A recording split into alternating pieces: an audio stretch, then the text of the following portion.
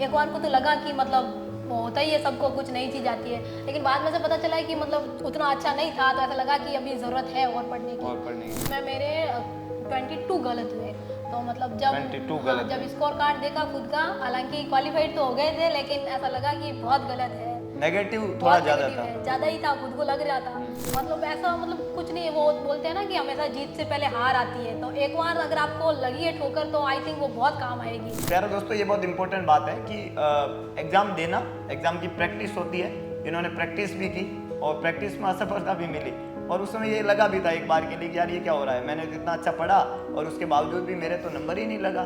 तो कुछ अलग तरीके का इन्होंने उस एग्ज़ाम में क्या किया कि इतनी अच्छी रैंक ना, अपने आप में एक बड़ी बात है इस नॉर्थ सेट के एग्ज़ाम में, जहाँ पे आप समझ सकते हो कि एक ऐसा कॉम्पिटिशन जिसमें एक नए पैटर्न के साथ में उतरना था। असफलता एक चुनौती है, उसे स्वीकार करो, क्या कमी रह गई देखो और सुधार करो, जब तक सफल ना हो जाओ नींद चैन को त्यागो तुम, संघर्ष का मैदान छोड़ मत भागो तुम, कुछ किए बिना ही जय जयकार नहीं होती, कोशिश करने वाले की कभी हार नहीं होती। प्यारे दोस्तों, पंक्तियां आपने सुनी होगी और इस पंक्ति को मूर्त रूप के अंदर उतारा है। आज हमारे सामने है सीमा भादु।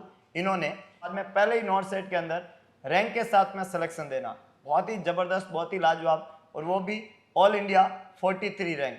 तो सबसे पहले तो सीमा को बहुत बहुत बधाई। प्यारे दोस्तों, बताना चाहूंगा मैं कि सीमा जो है वो गवर्नमेंट कॉलेज ऑफ नर्सिंग के स्टूडेंट है और अपने एकेडमिक ईयर से ही उत्कर्ष के ऑनलाइन प्लेटफॉर्म से ये जुड़े हुए थे और लगातार इन्होंने ऑनलाइन प्लेटफॉर्म से पढ़ते हुए अपनी एजुकेशन क्वालिफिकेशन कंप्लीट किया।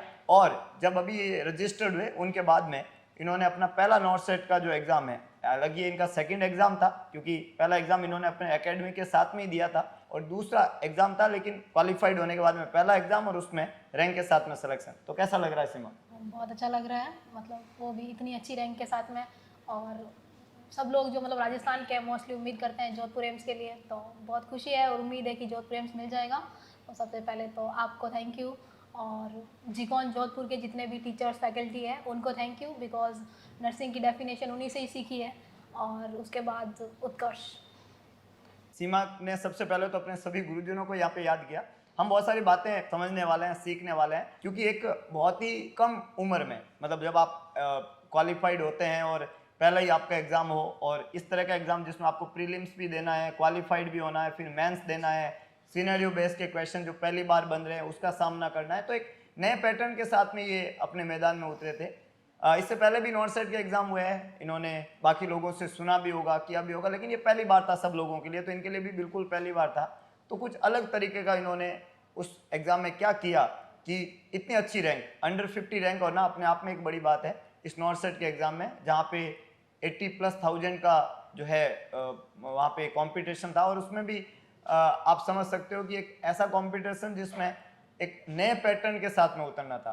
तो सीमा, जब आप क्वालिफाइड हुए, अभी रजिस्ट्रेशन हुआ आपका और पहला एग्जाम था, और आपने पहली बार ये सुना होगा कि सर नॉर्थ सेट अभी प्रीलिम्स और मेंस दो पैटर्न में होगा, तो पहला दिमाग में क्या आया कि कैसा रहेगा? हाँ, मतलब जब तैयारी कर ही रहे थे तो एकदम से मतलब पता चला कि फ्री और मेंस दो हो रहे हैं, तो एक बार को तो लगा कि मतलब वो होता ही है, सबको कुछ नई चीज़ आती है, लेकिन बाद में से पता चला है कि मतलब ज़्यादा फर्क नहीं होगा, बिकॉज जो पढ़ने वाले होंगे, प्री तो मतलब सिर्फ आपको क्या बोलते हैं क्वालिफाइड करने के लिए था, कि जो भी है वो आपकी भीड़ कम हो जाएगी। और सबसे ज़्यादा सही बताऊँ तो प्री का ही डर था, बिकॉज वो फर्स्ट एग्जाम था। जब प्री क्वालिफाइड हो गया उसके बाद लगा ठीक है, अभी तो मतलब वो 20,000 के बीच में ही कंपटीशन है, और सही बताऊँ तो एक सीट के लिए 4 जनों का कंपटीशन सही था। स्टार्टिंग में बहुत डर लगा, बिकॉज कोई भी नई चीज़ होती है तो आपको एक्सेप्ट करने में टाइम लगता है, और हमारा तो फर्स्ट अटेम्प्ट था, लेकिन ठीक है, मतलब अब आप लोग रोज पढ़ाते हो तो वही है, रोज पढ़ते हो तो फिर नया नहीं लगता है। नया नहीं लगता है। तो कंटिन्यूटी एक इंपॉर्टेंट चीज इन्होंने बताई कि जब आप कंटिन्यू पढ़ते हो तो चाहे प्री और मेंस किसी तरह का पैटर्न हो, आप उसको आराम से अचीव कर लेते हैं।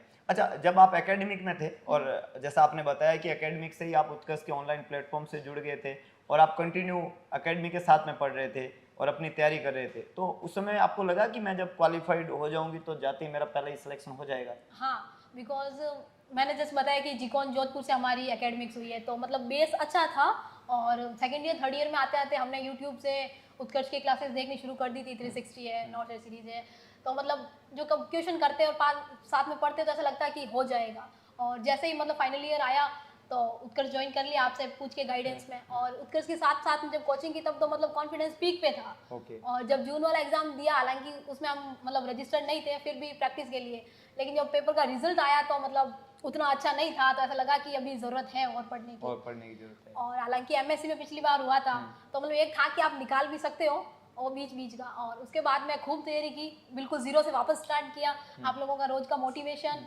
रोज की थ्योरी, रोज के क्वेश्चन, और इस बार मैं आपके सामने हूँ। गुड। तो प्यारे दोस्तों, ये बहुत इंपॉर्टेंट बात है कि एग्जाम देना, एग्जाम की प्रैक्टिस होती है। इन्होंने प्रैक्टिस भी की और प्रैक्टिस में असफलता भी मिली, और उस समय ये लगा भी था एक बार के लिए कि यार ये क्या हो रहा है, मैंने कितना अच्छा पढ़ा और उसके बावजूद भी मेरे तो नंबर ही नहीं लगा। तो फिर नीड लगी कि हाँ, कहीं ना कहीं खुद में कमी है। कई बार ऐसा होता है कि हम असफल होते हैं तो हम थोड़ा डिफेंस में चले जाते हैं कि यार पेपर अच्छा नहीं था, इस बार पैटर्न सही नहीं था, इस बार कुछ अलग तरह का पूछ दिया था। लेकिन इन्होंने ऐसा नहीं किया, इन्होंने स्वीकार किया कि हाँ, there is something wrong, there is something मतलब less in from my side. और फिर उन्होंने उसके ऊपर ओवरकम किया, उसको अपना कमी को अपना मतलब दूर किया। और इस एग्जाम में देखो आपकी उसको दूर करते करते कितना अच्छा तैयारी हो गया कि इतनी अच्छी रैंक के साथ में इनका सिलेक्शन था। तो अगला इंपॉर्टेंट प्रश्न रहेगा कि पेपर जो है इसमें इस बार आपने देखा होगा कि प्रीलिम्स में 100 क्वेश्चन थे, मेंस में भी 100 क्वेश्चन थे। तो जब प्रीलिम्स का एग्जाम दिया, आपकी अटेम्प्टिंग क्या थी प्रीलिम्स का? प्रीलिम्स में मैंने 85 अटेम्प्ट किए थे। 85। और हाँ। कितना करेक्ट और कितना रॉन्ग था? हाँ, उसमें मेरे 22 गलत हुए। तो मतलब जब 22 हाँ, गलत जब हुए। स्कोर कार्ड देखा खुद का, हालांकि क्वालिफाइड तो हो गए थे, लेकिन ऐसा लगा कि बहुत गलत है, नेगेटिव थोड़ा बहुत ज्यादा नेगेटिव था। है, ज्यादा ही था, खुद को लग रहा था। तो मतलब वो था कि नेगेटिव तो कंट्रोल करना ही, वरना मेंस नहीं निकलेगा, डेफिनेटली नहीं निकलेगा। Very good. तो प्रीलिम्स का एक फायदा शायद ये हुआ बहुत फायदा हुआ, कि प्रीलिम्स हाँ, का ही फायदा हुआ। अगर सीधा अगर अटेम्प्टिंग होती तो आई तो थिंक नहीं शायद निकलता, ऐसा गड़बड़ हो जाता, हो सकता था। तो प्रीलिम्स से इन्होंने ये सीख लिया कि भाई इसमें थोड़ा गलत ज्यादा हो रहा है, हाँ। तो मेंस में थोड़ा। हालांकि प्रीलिम्स का जब बाहर आए एग्जाम देखे तो इधर उधर से डिस्कस किया, पता चला। हालांकि मैंने सच बताऊं सॉल्यूशन नहीं देखा था, आपका भी नहीं देखा, बिकॉज मैंने कहा नहीं, हिम्मत नहीं है देखने की। मैंने कहा रिजल्ट के बाद देखेंगे। लेकिन जब इधर उधर डिस्कस किया तो मेरे खूब गलत हो रहे थे, तो एक बार को ऐसा लगा सिलेक्शन होगा ही नहीं, होगा ही नहीं। और फिर जब रिजल्ट आया हो गया, तब मैंने कहा चलो अब ये तो निकल गया, अब खूब मेहनत करो ताकि मेंस निकल जाए, बिकॉज मेंस का पहले से पता था पेपर कैसा आएगा। अच्छा, तो प्रीलिम्स में थोड़ी गलती हुई, मेंस में उसमें सुधार किया। तो अब जब मेंस का आप पेपर दे रहे थे, तकरीबन तकरीबन मेंस की अटेम्प्टिंग भी आपकी 85 प्लस ही थी, 89। 89 अटेम्प्टिंग थी। तो मेंस का पेपर अगर अपन प्रीलिम्स की तुलना में देखें तो थोड़ी भारी था। भारी इन द सेंस, प्रीलिम्स के पेपर में छोटे सवाल थे, मेंस के पेपर में सिनेरियो बेस्ड के क्वेश्चन थे। तो जब मुझे ऐसा आभास हुआ, जैसा आपने बताया कि उसमें 85 किए, इसमें 89 किए, उसमें आपके नेगेटिव ज़्यादा थे प्रीलिम और मेंस में कम थे। कम है। तो इसका मतलब तैयारी थोड़ी बड़े प्रश्नों की ज़्यादा थी। बिल्कुल, मतलब मॉसबी और एनक्लेक्स बेस के जो क्वेश्चन थे जो आप लोग कराते हैं, और हालांकि उत्कर्ष में जब मैं कोचिंग में थी तो संडे के टेस्ट में ऐसे ही पेपर आते थे, ऐसे ही क्वेश्चन आते उससे थे। थोड़ा ज़्यादा लेवल रखते थे। हाँ, ज़्यादा ही था, कम नहीं था। तो प्रैक्टिस तो स्टार्टिंग से थी। उसके बाद में मैंने सिर्फ मॉसबी के क्वेश्चन निकाले थे जो सिनेरियो बेस के हैं। तो और प्रैक्टिस होती है तो आपको बार बार मतलब पता चलता है कि किस लेवल के क्वेश्चन आते हैं। और थ्योरी तो पहले से ही आपकी स्ट्रांग होनी ही चाहिए, अदरवाइज मतलब नहीं है। तो थ्योरी को भी मैंने साथ साथ में रिवाइज किया है। मैंने प्री के बाद में, प्री और मेंस के बीच में मैंने थ्योरी को 1 से 2 बार रिवाइज किया नोट्स को, और उसके साथ में क्वेश्चन निकाले। बिकॉज अगर कोई नया क्वेश्चन बनता भी है तो वो आपकी थ्योरी से बनेगा, तो इसके लिए आपकी थ्योरी तो स्ट्रांग होनी ही चाहिए। और सीनियर बेस के सच बताऊं तो मुझे प्री का पेपर ज़्यादा हार्ड लगा। अब पता नहीं, वो मेरा पर्सनली मानना होगा, बट मेंस के जो जून वाला पेपर दिया था ना, उसका बहुत फायदा हुआ मुझे। उसका फायदा हुआ। तो ये एक इम्पोर्टेंट बात है प्यारे दोस्तों कि प्री और मेंस के दोनों पेपर में इन्होंने जो कंपैरिजन देखा, तो इनकी तैयारी थोड़ी उस लेवल की थी। जब आपकी तैयारी थोड़ी ज़्यादा होती है ना, तो छोटे सवाल आपको थोड़े परेशान करते हैं। और प्री में आपने देखा होगा छोटे सवाल थे, थोड़े जीके का पॉइंट था, थोड़ा मैथ्स था, रीजनिंग टाइप का था। तो ऐसा होता है कि हम इन चीज़ों को थोड़ा अवॉइड करके चलते हैं। नॉर्मली हमारे एकेडमिक में ये रहता है कि हम मेन सब्जेक्ट को पढ़ते हैं, जो नॉर्थ सेट में सिलेक्शन देते हैं। मेंस वही पेपर था, तो इन्होंने मेंस में ज़्यादा अच्छा किया एज कम्पेयर टू प्री। और ये इंपॉर्टेंट है, इन्होंने एक अच्छी बात बताई कि जब आप पहले पेपर दे रखा होता है, शायद अगर इन्होंने वो पेपर नहीं दे रखा होता तो उतना अच्छा ये पेपर नहीं हो पाता। तो उन्होंने वो पेपर दिया, उससे कुछ सीखा कि भाई वहाँ कहाँ गलती है कि मैंने, कहाँ से क्वेश्चंस आते हैं, क्वेश्चंस का पैटर्न क्या रहता है नॉर्थ सेट का, और वो सीख के जब एग्जाम दिया जाता है तो उसका फायदा होता है। तो इसका मतलब है कि जब आप किसी पेपर को देने जाते हो तो पहले उस पेपर की प्रैक्टिस होनी जरूरी है। तो उस पेपर के लिए आप पेपर दो, क्योंकि मैं वो पेपर देने जा रहा हूँ, इससे पहले कोई पेपर दूँ मैं, जिससे मेरा प्रैक्टिस ऐसा हो कि उस पेपर में कोई गलती होने की संभावना ना हो। ये एक और इम्पोर्टेंट बात हमने समझी। अच्छा, अभी जो बच्चे नॉर्थ सेट 6 की तैयारी कर रहे हैं, उनके लिए इम्पोर्टेंट कि उनको क्या करना चाहिए यहाँ से। मान लो एक बच्चा है जिसने नॉट सेट 5 का एग्जाम दिया, उसका सिलेक्शन नहीं हुआ, या एक बच्चा जो पहली बार नॉट सेट 6 में नॉट सेट का एग्जाम पहली बार ही देने जा रहा है, और वो ऐसा भी मानता है खुद को कि मैं अभी 0 पे हूँ ठीक है। और मैं आज मेरा फर्स्ट डे है कि मैं पढ़ाई स्टार्ट करूं और 6 महीने में लगातार पढूं, तो मेरी स्ट्रेटजी क्या रहनी चाहिए पढ़ने की? सबसे पहले तो मतलब अगर आप जहाँ से भी पढ़ रहे हैं, जिस भी कोचिंग से, और डेफिनेटली उत्कर्ष से पढ़िए, आपको कहीं भी जाने की ज़रूरत नहीं है। आप साथ साथ में थ्योरी की क्लासेस देखिए और नोट्स रिवाइज करिए, और अगर पर्टिकुलर सिस्टम वाइज जैसे एमएसएन के हैं तो आप उसके क्वेश्चन निकालिए साथ में, तो आपको पता चलेगा। और फिर जहाँ पे आपके क्वेश्चन में अटकते हो आप, वहाँ पे आप वापस नोट्स देखो कि कहाँ पे गलती हुई है, जिस टॉपिक में आप अटक रहे हो सिर्फ वही टॉपिक वापस रिवाइज करो। इससे आपका थ्योरी भी साथ में अच्छी हो जाएगी और क्वेश्चन प्रैक्टिस भी हो जाएगी।